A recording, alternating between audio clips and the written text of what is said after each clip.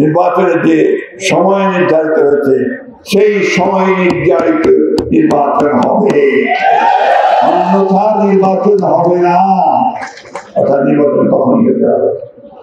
এক, দুই, আমলাতন্ত্রকে কোন একটি নির্দিষ্ট দলের পকেটে নেওয়ার চেষ্টা করা হচ্ছে, এটাকে আমরা কোনো মতেই বরদাস্ত করবো না। সম্পূর্ণ নিরপেক্ষ আমলাতন্ত্র থাকতে হবে, সরকার থাকতে হবে নির্বাচনের সময়। নির্বাচন কমিশনকে সম্পূর্ণভাবে নিরপেক্ষ থাকতে হবে, অর্থাৎ কোন দলের কোন প্রসারের কাছে যেন কেউ মাথা নত না করে।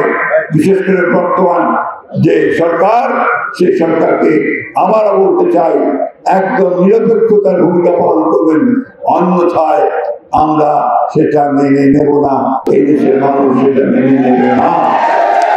আসুন, একটা কথাই এখন মুখে, সকলের মুখে উচ্চারিত হতে হবে, আরে মার্কা কিনটা,